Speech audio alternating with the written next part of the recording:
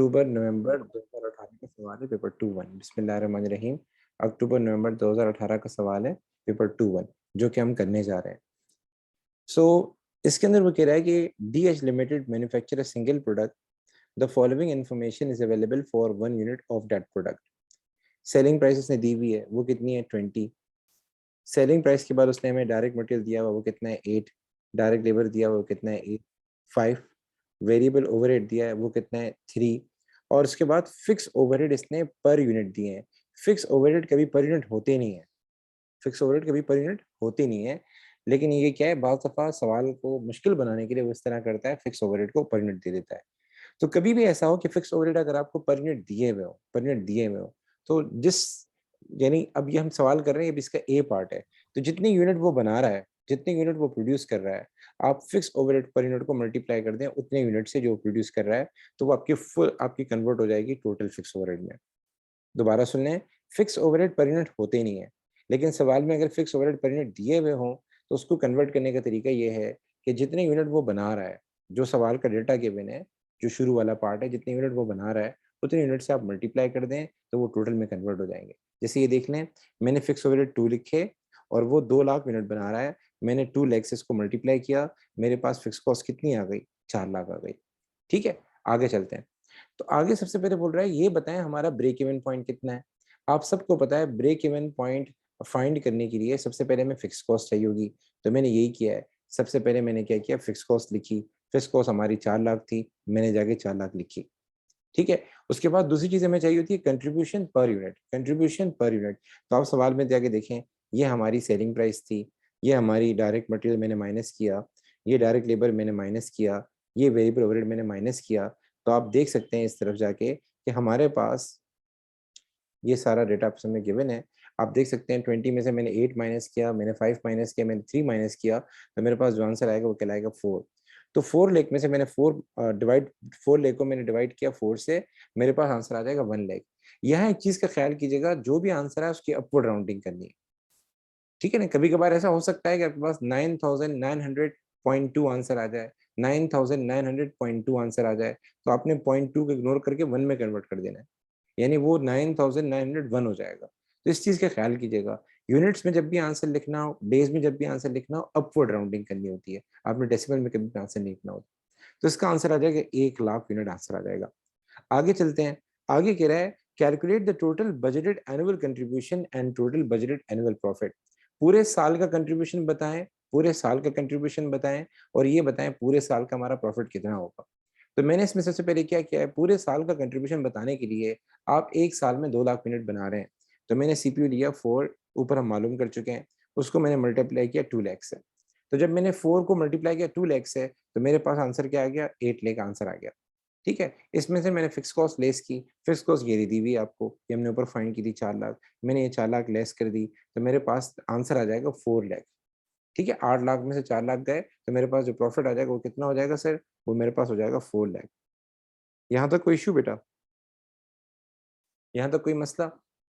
मैंने पहले ही बताया था, जब भी पेपर में सवाल आएगा शुरू के पार्ट बड़े आसान होते हैं, आपने परेशान नहीं होना, जो जो पार्ट हो सकता है वो आप करें। गाइस मुझे रिप्लाई चाहिए बेटा, मैं ऐसे आगे नहीं जाऊंगा। मैं अगेन पूछ रहा हूँ, यहाँ तक कोई इशू? जी जी यहाँ सर, तक कोई कोई इशू नहीं है। सर 8 लाख क्या है? 8 लाख क्या है बेटा? 8 लाख हमारा टोटल कंट्रीब्यूशन है। 8 लाख हमारा क्या है? टोटल कंट्रीब्यूशन है। तो वो कह रहा है सवाल में टोटल कंट्रीब्यूशन हमें फाइंड करके दें। ठीक है, अच्छा जी, आगे चलते हैं। आगे कह रहा है, अब असल सवाल है। आगे कह रहा है the director are considering reducing the selling price of the product by 10%। The new selling price would be lower than that of competitors. Director सोच रहे हैं हम सेलिंग प्राइस जो है क्या कर दें? रिड्यूस कर दें। अगर हम सेलिंग प्राइस रिड्यूस करेंगे तो 10% हम रिड्यूस करेंगे, और ये हमारी सेलिंग प्राइस कंपेटिटर से भी कम होगी। कभी कभार कुछ चीजें आपको एडवाइस के सवालों में देने में काम आती है। तो ये जो बात वो बोल रहा है ना कि हमारी सेलिंग प्राइस कंपेटिटर से कम होगी, सॉरी, ये जो बात बोला है हमारी सेलिंग प्राइस कंप्यूटर से कम होगी, ये आप एडवाइस के सवाल में आंसर दे सकते हैं, थ्योरी के सवाल में दे सकते हैं। इसके बाद वो कह रहा है director are confident that as a result of this sales volume would increase by 50%। Sales volume का क्या मतलब होता है? सेल्स वॉल्यूम का मतलब है अभी जो आप यूनिट सेल कर रहे हैं ना, वो ऊपर सवाल में देखें वो कितने यूनिट सेल कर रहा है सर? वो 2 लाख यूनिट सेल कर रहा है। तो अब वो कह रहा है कि सेलिंग प्राइस कम होने से हमारी सेल्स बढ़ जाएगी। मतलब अब आप देखें सेल्स वॉल्यूम कितना दिया हुआ है यहाँ पे, 2 लाख दिया हुआ है, तो 50% बढ़ जाएगा, 50% बढ़ जाएगा। तो मैंने इसको मल्टीप्लाई किया 150% से। इसका मतलब अब मैं कितने यूनिट सेल करूंगा? अब मैं 3 लाख यूनिट सेल करूंगा। मैं चलो यहाँ भी करके दिखा देता हूँ आपको वर्किंग। हम पहले 2 लाख यूनिट बना रहे थे, हम पहले 2 लाख यूनिट बना रहे थे, तो अब क्या इम्पैक्ट पड़ेगा? अब आपकी सेल्स 50% बढ़ जाएगी। इसका मतलब अब अगर आप प्रोडक्ट सेल करना चाहें तो मार्केट में 3 लाख यूनिट की माशाल्लाह से क्या डिमांड है। सर इस 10% का क्या होगा? 10% का ये होगा कि आपके पास जो सवाल में सेलिंग प्राइस दी हुई है, ऊपर जाके देख लें, सेलिंग प्राइस आपको सवाल में दी हुई है कितनी सर? सेलिंग प्राइस आपको दी हुई है 20। अब 20 में वो कह रहा है कि 10% कमी आ जाएगी। 20 में क्या हो जाएगा? 10% कमी आ जाएगी। तो इसको कैसे फाइंड करेंगे? तो इसके लिए बेटा हम पहले लिखेंगे 20। ये देखें मैंने पहले लिखा है 20 सेलिंग प्राइस में। और जब कोई चीज 10% कम हो, हर चीज हमेशा 100% के बराबर होती है। तो कोई चीज अगर 10% कम हो, अच्छा मैं ये सारी मिटा दूं, ये कह रहे हो? ठीक है मैं मिटा देता हूँ सारा, मैं सारा मिटा देता हूँ, सारा मैं मिटा देता हूँ, ठीक है, कोई इश्यू नहीं है, ताकि आपको समझ में आ जाए। ओके, चलिए मैं टाइम बचाने के लिए ऐसा कर रहा था। तो गाइस देखें, सेलिंग प्राइस हमारी 10% कम हो रही है। सेलिंग प्राइस पहले कितनी थी बेटा? सेलिंग प्राइस पहले थी हमारे पास 20। अब उसको मल्टीप्लाई करेंगे 90% से, 10% कम हो गई। इसका मतलब सेलिंग प्राइस अब कितनी हो जाएगी? 18 हो जाएगी, ठीक है। ये दूसरी बात। और ये हमने 3 लाख निकाल लिया। आगे चलते हैं। In order to produce the budgeted unit the company labour force is currently working at 80%। अभी उसकी लेबर फोर्स करंटली वर्किंग कर रही है 80% पे। Worker will be paid an overtime premium of 25% for all production over 100% capacity. क्या मतलब है? वो ये कहना चाह रहा है अभी हमारी लेबर 80% कैपेसिटी पे काम कर रही है। अभी जो यूनिट हम बना रहे हैं ना, ये हमारी कैपेसिटी का 80% होते हैं। कैपेसिटी किसे कहते हैं? कैपेसिटी का लास्ट टाइम मैंने मतलब समझाया था। कैपेसिटी का मतलब होता है मैक्सिमम लेवल। कैपेसिटी का मतलब क्या होता है? Maximum level. ये आपका मैक्सिमम लेवल है।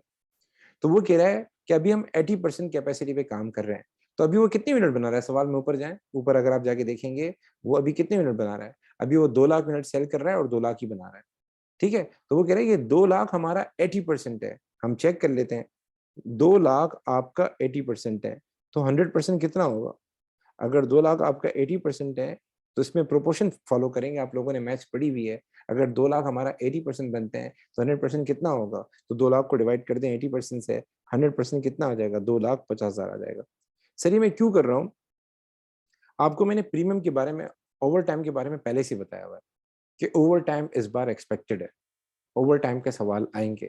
तो ओवर टाइम मेहरबानी करके एक बात जहन में बैठा लें, जब हम अपनी कैपेसिटी से ऊपर जाते हैं तब लगता है ओवर टाइम। ओवर टाइम सारे यूनिट पे नहीं अप्लाई होता। ओवर टाइम उन यूनिट्स पे अप्लाई होता है जो अपनी कैपेसिटी से ऊपर बना रहे होते हैं। क्योंकि लेबर नॉर्मल चीज, लेबर 2.5 लाख यूनिट आपको बना के दे देगा, जो उसकी पुरानी डायरेक्ट लेबर कॉस्ट है उसी पे बना के दे देगा। लेकिन लेबर जो ऊपर पैसे लेगा, वो ओवर टाइम के ऊपर लेगा। मुदस्सिर बेटा दोबारा गौर से सुनना, दोबारा गौर से सुनना। देखिए हमारे पास जो लेबर होता है ना, वो नॉर्मल टाइम में आता है और वो काम करके चला जाता है। सुबह 9 बजे आता है, शाम को 5 बजे चला जाता है। तो अभी वो कह रहा है कि अभी हम फारिग बैठे हुए हैं, कोई इतना खास काम है नहीं, तो हम 2 लाख यूनिट बना रहे हैं, ठीक है। 2 लाख हमारा 80% बनते हैं। इसका मतलब अगर हमारा लेबर सुबह 9 बजे आए, शाम को 5 बजे जाए और सारा दिन काम करे, 5 बजे तक काम करे, फारिग नहीं बैठा हुआ हो, तो हम 2.5 लाख यूनिट बना सकते हैं। और जो उसका पुराना रेट है उस पर बना के देगा। लेबर पहले मुझसे कितने लेता है सर? लेबर मुझसे 5 रुपए लेता है। 5 रुपए वो मुझे बना के दे देगा, ठीक है, 1 यूनिट के। अब वो सवाल के अंदर कह रहा है, अब वो सवाल के अंदर कह रहा है कि हमारा लेबर जो है, वो कह रहा है कि सर हम ऊपर में यूनिट बना के आपको दूंगा, 2.5 लाख से ऊपर यूनिट बना के दूंगा, लेकिन 2.5 लाख से ऊपर यूनिट बनाने के लिए मैं आपसे क्या करूंगा? 25% ज्यादा लूंगा। 25% ज्यादा लूंगा। इसका मतलब जो हमारा डायरेक्ट लेबर है, अबव, मैं लिख देता हूँ यहाँ पे, हमारा जो डायरेक्ट लेबर है वो अबव 2,50,000 यूनिट्स, अबव 2,50,000 यूनिट्स आपसे 5 रुपए नहीं लेगा सर। ये देखें सवाल में, वो 5 रुपए तो नॉर्मल लेता है, वो 5 रुपए तो आपसे नॉर्मल लेता है, 5 रुपए तो नॉर्मल लेता है आपसे। अब वो 5 रुपए नहीं लेगा। अब वो आपको बोलेगा 2.5 लाख से ऊपर यूनिट है, इसके लिए मैं क्या करूंगा? 25% ज्यादा लूंगा। तो इसको मल्टीप्लाई कर दें 125% से। बेटा जल्दी से बताएं क्या आंसर आया? 5 को मल्टीप्लाई कर दें 125% से। Be quick guys. देखिए मैंने सारी चीजें इरेज कर दी। मैं लिखी पहले से इसलिए थी कि ताकि हमारा टाइम बचे, हम जल्दी से सवाल को कर लें। बेटा ये गलत बता रहे हैं मुझे आप। 6.25, 6.25 ये हमारे पास आंसर आ जाएगा, 6.25। ठीक है, अच्छा मैं हाईलाइट कर देता हूँ, ये भी हो गया। उसके बाद आगे चलते हैं। The additional production would enable the company to qualify for 12.5% discount on all direct material।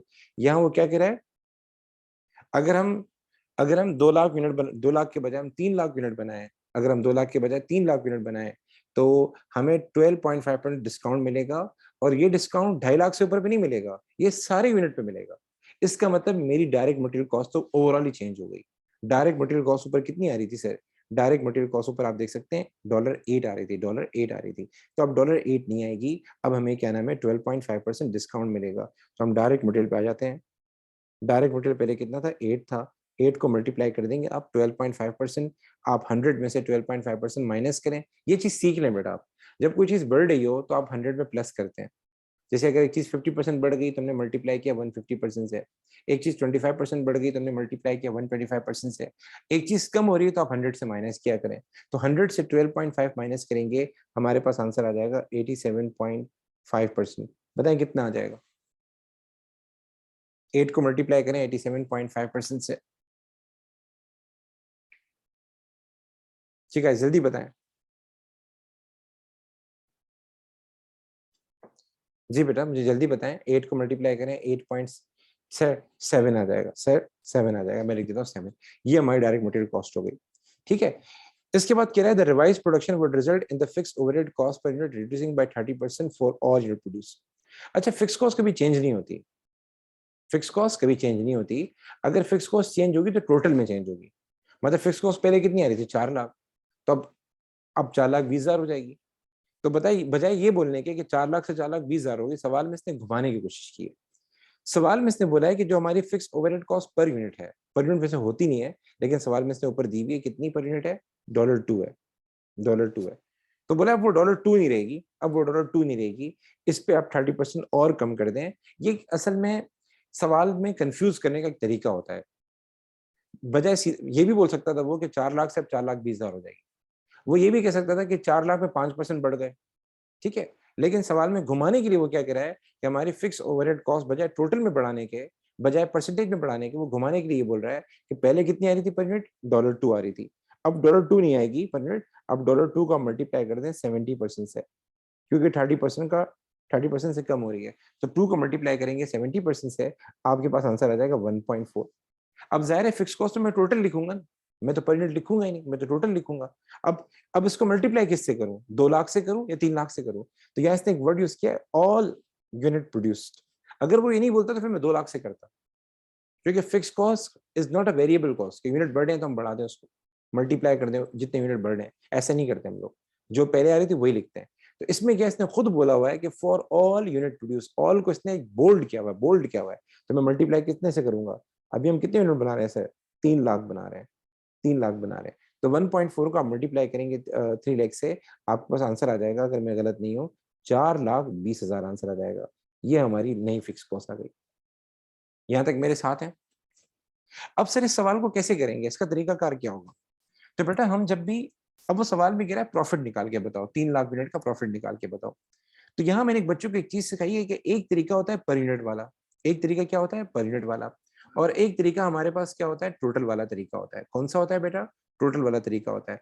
तो सर इस सवाल के अंदर हम कौन सा तरीका लगाएंगे, इस सवाल में आप टोटल वाला तरीका लगाएंगे। क्यों, क्योंकि आपकी जो डायरेक्ट मटेरियल है वो सब पे चेंज हो रही है, सेलिंग प्राइस भी सब पे चेंज हो रही है, लेकिन आपका जो डायरेक्ट लेबर है वो सिर्फ 2.5 लाख से ऊपर पे चेंज हो रहा है। यानी आपकी डायरेक्ट लेबर कॉस्ट सबके लिए चेंज नहीं हो रही, कुछ यूनिट के लिए चेंज हो रही है। तो ऐसे सवालों के टोटल वाला तरीका अप्लाई करते हैं। टोटल में हम क्या होता है, हम सेल्स को मल्टीप्लाई करते हैं क्वांटिटी से, डायरेक्ट मटेरियल को मल्टीप्लाई करते हैं क्वांटिटी से, डायरेक्ट लेबर को मल्टीप्लाई करते हैं क्वांटिटी से, और वेरिएबल ओवरहेड को मल्टीप्लाई करते हैं क्वांटिटी से, हमारे पास टोटल कंट्रीब्यूशन आ जाता है, and then fix cost minus करते हैं। तो ये मैंने ऑलरेडी सोल्व किया हुआ है, मैं आपको दिखा देता हूँ, आप देख लें। सबसे पहले मैंने क्या किया, मैंने सेल्स निकाली, मैंने लिखा $18 मल्टीप्लाई किया 3 लाख से, मेरे पास सेल्स आ गई 5,400,000। यहाँ तक कोई इशू।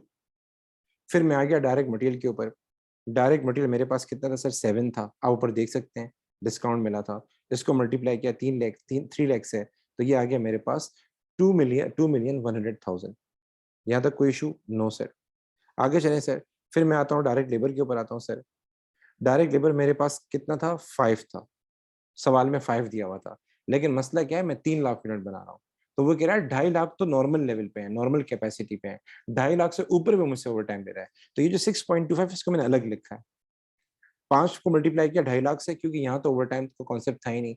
और जो हम 3 लाख यूनिट बना रहे हैं, 3 लाख में से 2.5 लाख से जो ऊपर है, जो हमारी कैपेसिटी से ऊपर है, इसको मैंने मल्टीप्लाई किया 50,000 से। मुदस्सिर बेटा, ये मैं तुम्हें अलग से बताऊंगा, बल्कि मैं तुम्हें एक छोटी सी बात बता देता हूँ। हमारे पास जब भी कंट्रीब्यूशन निकालना होता है, 2 तरीके होते हैं। एक होता है पर यूनिट वाला तरीका, एक होता है टोटल वाला तरीका। टोटल वाला तरीका वहां चलता है जहां पर यूनिट कॉस्ट यूनिफॉर्म नहीं है। टोटल वाला तरीका कहाँ चलता है? जहां पर यूनिट कॉस्ट यूनिफॉर्म नहीं। यूनिफॉर्म का मतलब क्या होता है?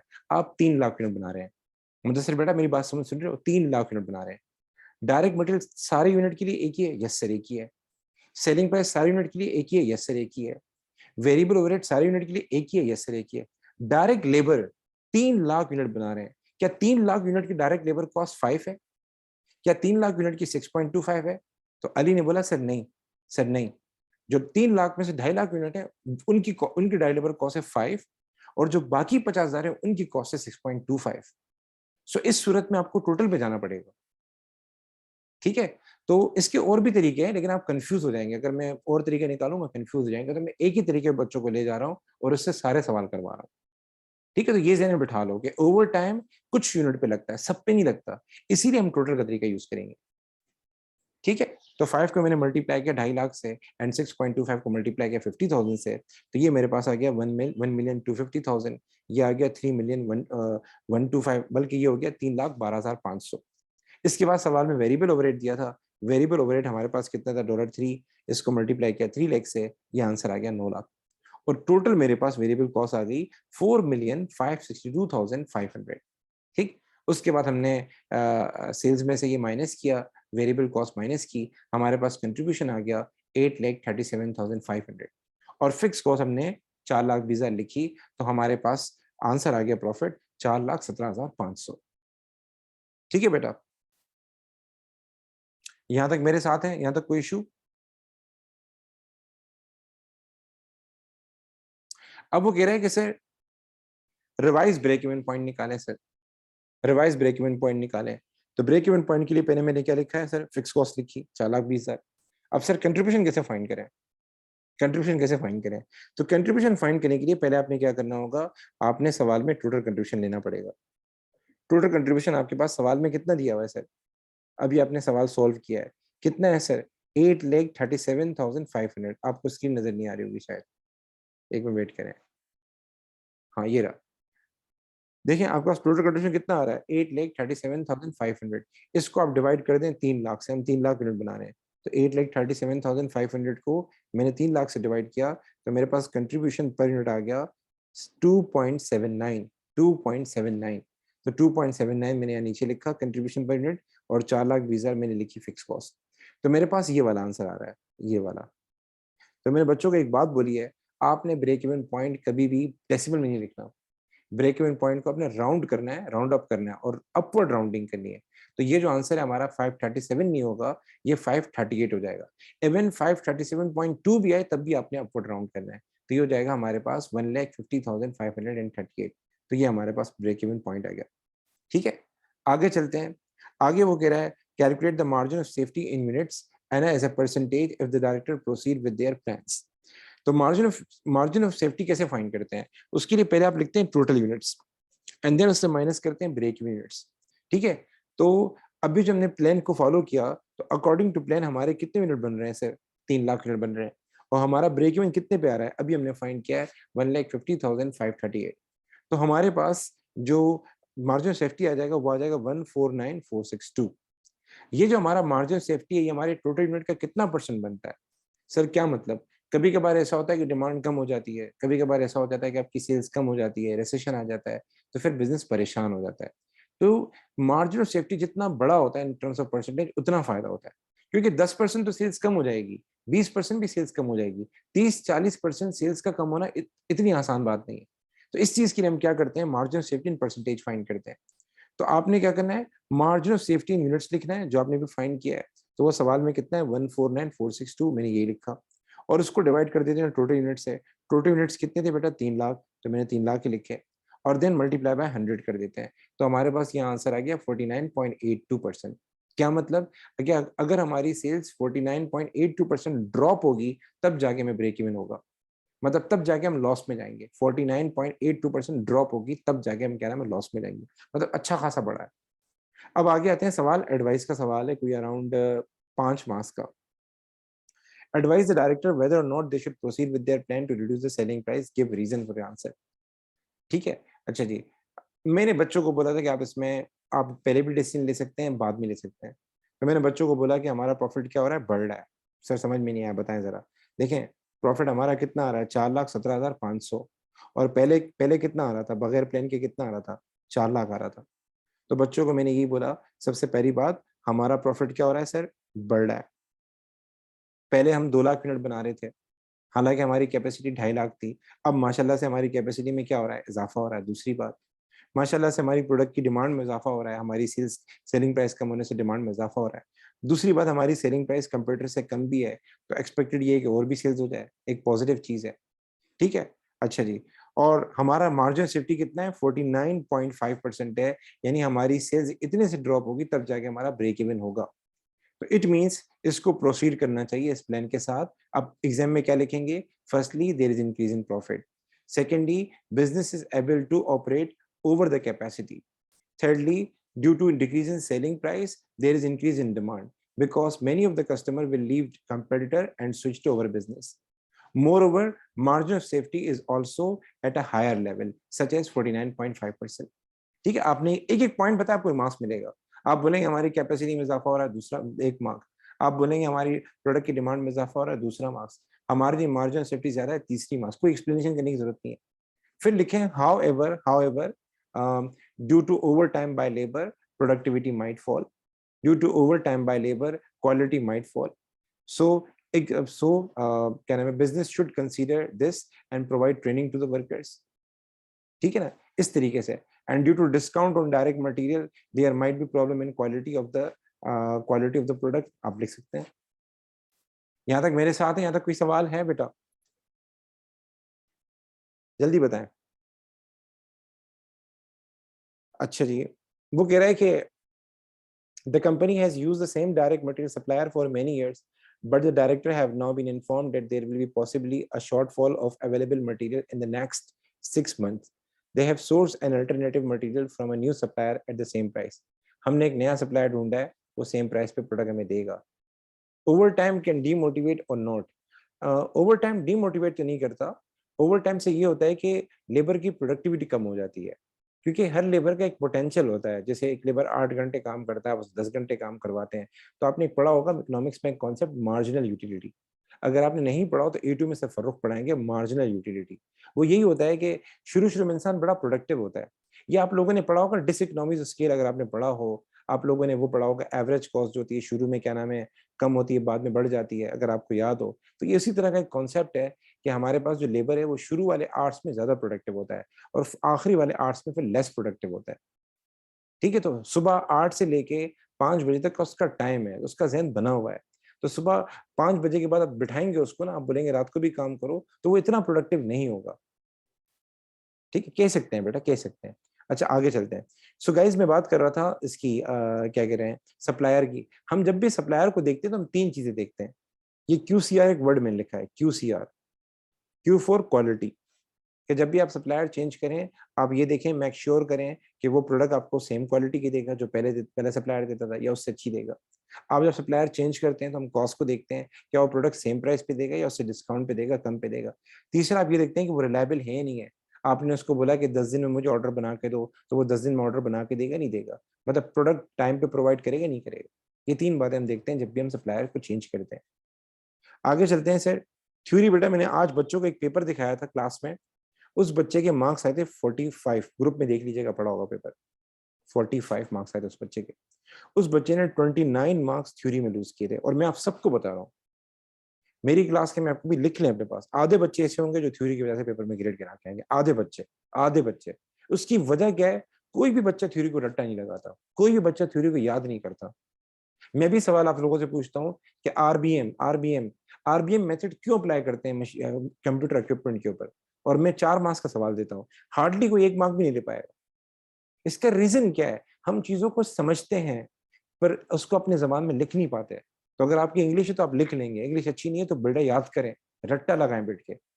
पर्सनली बोलूंगा, टाइम लगाएं, रट्टा लगाएं। जैसे नर्सरी में होता है ना, एबीसी स्पेलिंग बच्चे याद करते हैं, स्पेलिंग याद करते हैं। जैसे अगर मैं बोलता हूँ डेफिनेशन स्पेलिंग याद करो तो 10 बार लिख रहे होते हैं, ऐसे ही आपको रट्टा लगाना सीखना होगा बेटा। अगर आपने अकाउंट्स में अच्छा ग्रेड लेना है तो अकाउंट्स में इतने मार्क्स की थ्योरी आती है, मैं लिख देता हूँ, 35 मार्क्स की थ्योरी आ गई। और लेजेंड बच्चे भी कितने मार्क्स लेते हैं? 20 लेते हैं, 20 लेजेंड बच्चे जो इंग्लिश में A स्टार होल्डर होते हैं उनकी बात कर रहा हूँ, वो भी 20 मार्क्स लेते हैं थ्योरी में। तो थ्योरी में बेटा अपने आप को इम्प्रूव करना होगा, मैं आप सबको बोल रहा हूँ, अभी टाइम है थ्योरी याद करने। अच्छा जी, सो बेटा ये आगे के सवाल थे, ये आगे के सवाल हैं, इसको आप छोड़ दें, या आप बाद में करेंगे। 1 मिनट में रिकॉर्डिंग पहले बंद करूँ, देन मैं आ रहा हूँ आपकी तरफ।